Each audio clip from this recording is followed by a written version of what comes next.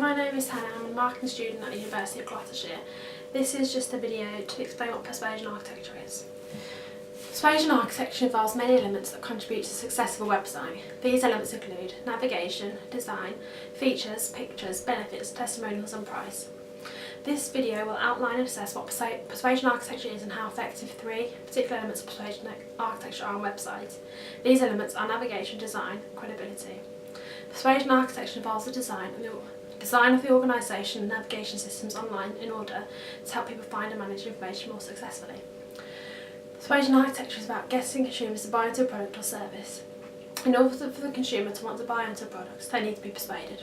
The use of persuasion architecture on websites is now one of the most successful ways to actively influence your audience and market to consumers.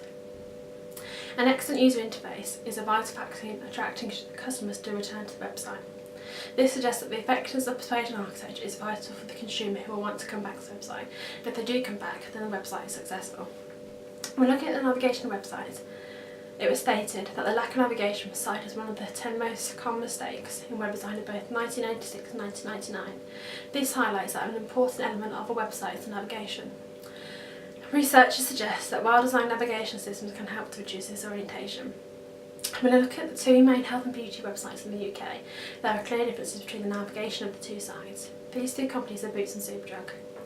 When looking at Superdrug's website, as you can see, the navigation could be improved. One of the ways it could be improved is by having less scrolling. This is because the scrolling takes the user a long time to get to the bottom of the homepage. The percentage of visitors who will scroll down the homepage is only 23%. Therefore, when a consumer is navigating around Superdrug's website, they'll find there is too much scrolling involved and will lose interest in the website and the company's products. Superdrug's homepage uses the flyout menu, as you can see. This is used as the primary navigation menu and is placed at the site header at the top of the web page. This menu drops down to show the sections which can be navigated to on the website. This toolbar helps the site to look less cluttered and makes it easier for the consumer to be able to get around and navigate to other sections. Superdrug have a search bar and other key navigation features. These features are a home button, search bar, store locator and a basket and checkout button. These navigation features are placed at the top of the page and they take to the key parts of the website. These features act as shortcuts so that the user can get to key parts quickly. And this is a very strong navigation design which is user friendly. E-marketers often use text, images and icon links as cues to aid consumer navigation within websites. To create a more enjoyable environment, the business may require the use of more powerful web programming languages and the inclusion of images, video, colour and interactive aspects to create a successful design. A characteristic element of retailing through web media is product presentation with digital format on web pages. Presentation quality refers generally to the customer's total impression on the website. It is frequently mentioned as a relevant motivator for users to stop and interact with the site. When looking at Superdrug's homepage and presentation, there does appear to be too many features presented on the homepage. It is difficult for the eye to look at all of these features in one go. When compared with the Boots homepage, their site does look better, as you can see, and this is because there are fewer features displayed on the page. This is better for the user so that it can actually see what is on the page and it will have a strong effect on the consumer. However, both the websites are similar, with both having interactive adverts on their homepage. These adverts flash slowly on the homepage to show the current offers in the store and online.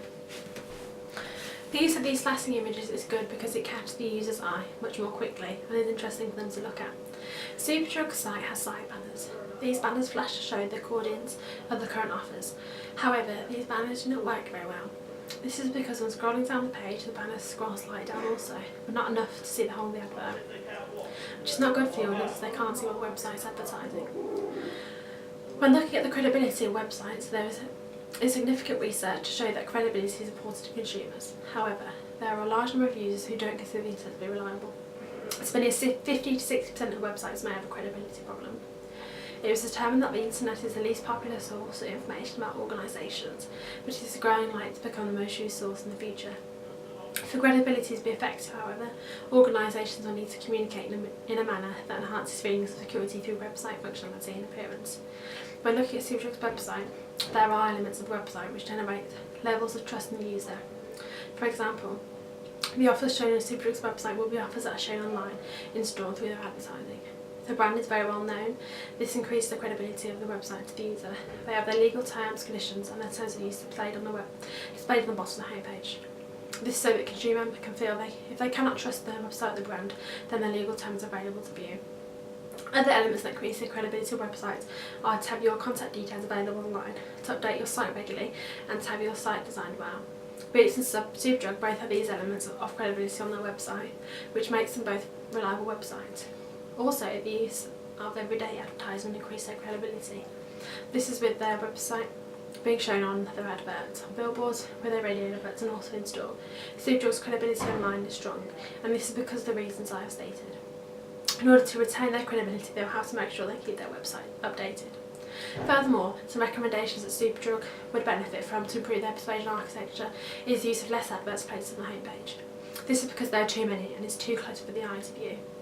They will benefit from less but more effective adverts. Another recommendation that can improve Superdrug's navigation is less scrolling on the homepage. This will be effective for the user, they will not lose interest in the page and will find it easier to navigate. This will then in return make the user want to come back to the website if they find it easy to use and can find the information they need. To conclude, the effectiveness of persuasion architecture on Superdrug's website is strong. Although navigation of the site is not great and could use some improvements, the design of the website is good and the credibility is clear. The overall site is successful and does work for the user.